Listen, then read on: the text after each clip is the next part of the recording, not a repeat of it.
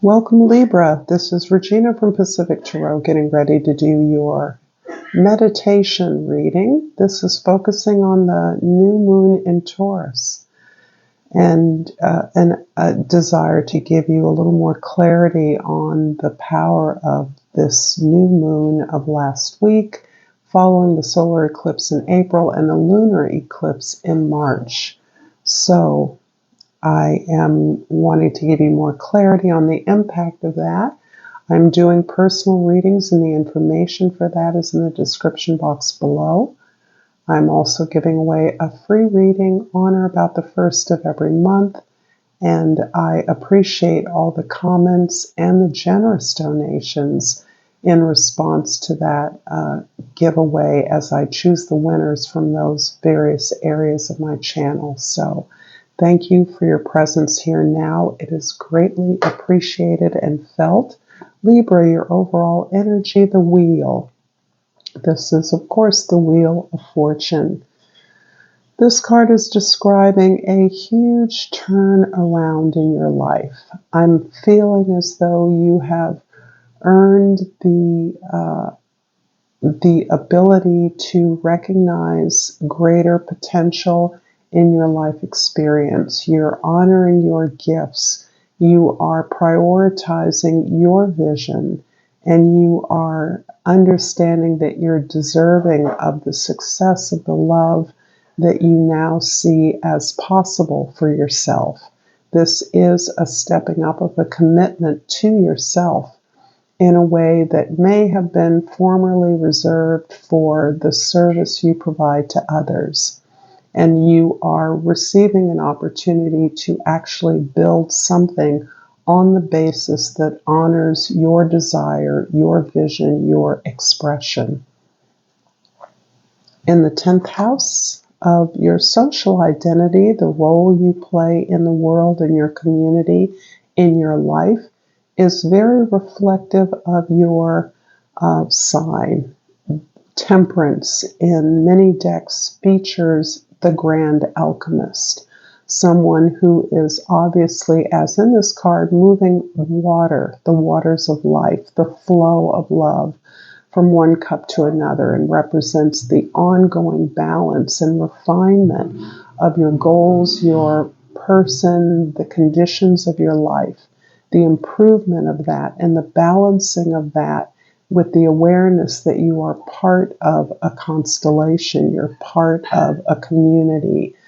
And so in this way, you have been working very patiently, very long, very hard, consistent discipline and effort to realize this vision that is this unique expression of who you are, capable of making this powerful contribution to the collective.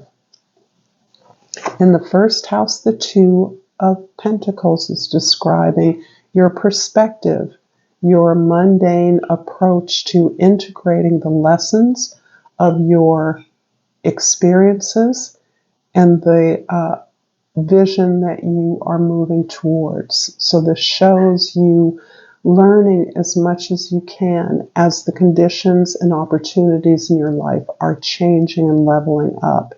You may feel unqualified, unprepared to make this integration, to step up to this level, but you are more than prepared. You have everything you need to make this transition. You always have.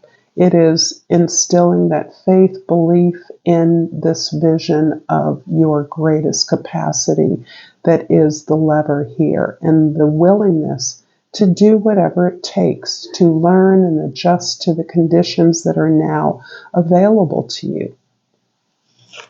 In the 4th house, the house of your home, your foundation, the King of Pentacles is showing up for everyone as a way of declaring your alignment with material prosperity, comfort, security, and stability. This is, you now understand, completely essential to the creation and the building of your vision, of your project, of your goal. Understanding that you are deserving of whatever is necessary to help you to apply the consistent effort that is going to be required to build on this opportunity that you are now understanding is your birthright. And the King of Pentacles not only builds up, gains resources, stabilizes as a way of experiencing the rewards of one's efforts, but it's also about being a model, being generous with what you have earned and gained by modeling the behaviors that have gained you the success that you are experiencing. At every step, there's no one final place of success. The process, the journey is the gift. And so you are exposing yourself on this divine journey, on this in your destination, as part of the evidence, the gift, the generosity you share with others. In the 7th house, the house of your significant others, the 4 of Swords. This is coming back. This opportunity to level up has come through a deeper understanding of the necessity of the challenges you've overcome. As harsh as those obstacles have been, as difficult as your overcoming these obstacles has been, you are in a place of understanding the appropriateness of these specific challenges that have forged the character that you now have and are grateful for. This deep depth of understanding engenders a sense of gratitude for these gifts, for these challenges, for these very difficult experiences you've overcome, and then is providing you with the foundation on which new opportunities are appreciated for their growth, for the lessons that can be learned, the skills that you will build in encountering them. This is a beautiful card of deep appreciation and gratitude for the conditions of your life and the ability to overcome those obstacles. Libra, if this reading is resonating for you, please like this video. You can share it with others. You can comment below if you feel moved, but please subscribe to my channel, Pacific Tarot. That is important and matters to me a lot. So I have pulled the loneliness card. I know that I am never alone. And this card is describing this process you've had to go through, Libra, for one who is so engaged in relationships and relating in exchanges of energy of all sort. It has been necessary for you to pull away from your habitual service, giving, efforts in relationships in order to understand how you can reposition your potential, your higher self, your deservedness of the ability to express your gifts in a particular way according to your ability and capacity. So this is certainly describing that as alone as this journey has become in its ability to teach you what you need to learn, you understand that you are never alone, and your aim is to be engaged with others, to contribute to the world, to be in constant relationship with it. From the Hummingbird Oracle, I have pulled glorious breath, inhale the wonders of life, exhale and relax into the fullness of your true self. That is absolutely a confirmation. The Two of Pentacles in the 1st house is clarified by strength in the 2nd house and the Ace of Cups in the 3rd house. Overcoming these challenges, really stepping back in sufficient place to honestly look at how difficult it has been to continually invest in the collective, in relationships, and never receive back that which matches your effort. Because of that, there is a lot of fear in standing on your own and pulling away from the tribe or the group or the team in order to assert a vision that is unique to you. These fears have kept you stuck for a while. Not stuck. They've kept you in a habit, a pattern of perpetually giving away your power and not requiring or expecting that to be returned back to you in a way that has made this effort to love fearful, closed off, challenging. And in many ways, as you have invested in your desires, recognize that your unique gift can be offered according to your terms, has required you to take the lessons you've learned from difficult relationships, from failures, from disappointments, and really apply that love, that devotion, that attention to your needs and your desires in a way that has been helped you to focus on that which you are deserving of. To accept that a certain level of material comfort and prosperity is required for you to build your dream into the place that you know it can be, into the place that reflects your destiny, your effort to contribute back to your community. The King of Pentacles in the 4th house is clarified by the Magician in the 5th house and the Tower in the 6th house. We've got a lot of major arcana on the table here, so this is absolutely a deep transition for you. You're making significant changes at the core of your being. The Magician is offering you out of your team, your peer group, your collaborators, this understanding that you actually have a vision that can lead, that is capable of consuming the desires and responding to the desires and needs of the collective, that you have that vision and you alone know how to execute it. The Tower in the 6th house is indicating that there is something that is not working out according to its plan. This can be a particular team that you're working on or project you're working on, losing its funding, its leadership, its frame, its support in a way that allows you an opportunity to step in and take the reins. Absolutely, I'm sensing that this is something that you might never have imagined yourself capable of doing in the past. And there is a fair amount of fear attached to it, not because there are others that are resisting you, but because you have not seen yourself as in a position of leadership, of taking charge, of owning a vision, of sharing a vision with others that comes from you.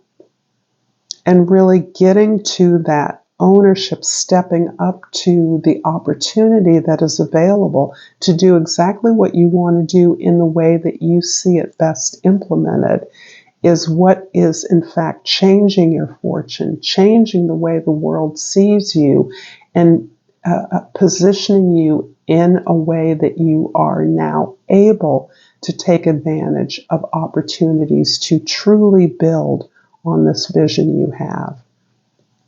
The Four of Swords in the 7th house is clarified by the 9 of Swords and the Queen of Wands in the 9th house. 9 of Swords in the 8th house is further describing the real suffering and challenge that has been necessary for you to come to this place of gratitude for the ways in which you have been excluded from opportunities in the past, that you have been betrayed, perhaps, that you have been undermined by others, particularly others who you felt understood you, knew what you wanted, what would help you, what would benefit you. You're really releasing that as you understand that it wasn't personal, no matter how personal it became. It's that others saw you as someone who was giving away your gifts rather than managing your gifts, taking control, collaborating with others in an empowered way. They saw you as someone who gave until it hurt. And unfortunately, that willingness to do that over and over again, to give without getting anything in return, is something that you have finally understood why that has hurt you, why the desire to give love has actually disappointed you, failed you in many ways. You've taken ownership of that experience. You've learned the lessons. You no longer perform according to what others expect. And that is key to your ability to step up to this opportunity. You're now full of confidence when it comes to your vision. You're full of confidence that you understand what is needed by the collective and that you have a way of meeting that or responding to that that will be fulfilling, prosperous. Not only will it achieve its goal of serving others, but it will also empower you, comfort you, prosper you. And this is something that you're working out, that it's okay to make money from good deeds. It's okay to have money, to have abundance. It better empowers you to give in the way that you give. And having money and power can be something in and of itself that you share with others as another form of giving back, of generosity. The temperance in the 10th house is clarified by the 5 of Swords in the 11th house and the 7 of Pentacles in the 12th house. So you are often perceived as someone who is unsure of their ideas, who is unsure of how to get help, although in many ways, for many of you, or at least some of you, your work involves gaining resources for others. And this is part of what you are working through. You're processing that asking for help for yourself doesn't feel okay. And that's something that you're challenging, that you are seeking support for, that you're understanding that you can't provide to others if you can't accept your help for yourself, if you don't feel worthy of assistance. And so this is part of the modeling that you are learning to provide to others as you claim your reward, claim your due, claim what you have earned, not dismiss it as unnecessary or unimportant. This is part of your value. Recompense, reward for effort.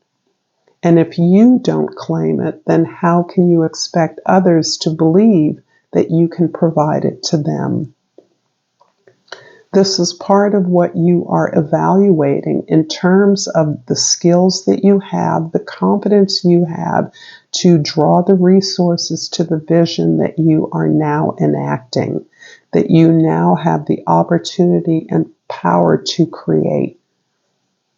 You're evaluating how to invest in yourself and in this project in a way that's going to ensure not only its success, but it's maximizing rewards, maximizing the recognition and effort, the recompense for your efforts, how to work smarter, not harder. And my sense here is that you've been working very hard for very little for a long time. You're now understanding why that model has failed you and why, ironically, demanding more will gain you a greater sense being taken seriously, demonstrating that you have the skills to achieve what it is you want to achieve. I'm going to finish up this reading, Libra, with a yogic path oracle. And I'm hoping that this reading has been helpful to you. I'll take the one on top because I turned it over. And I pulled over Muladhara. Beautiful cards. I love the colors. And I'm going to read from the guidebook. And the Muladhara is the root chakra. And I'm sure many of you already knew that. You have arrived in a place where you're very grounded in life. Your ideal home is in the process of manifestation, and you are setting roots where you are.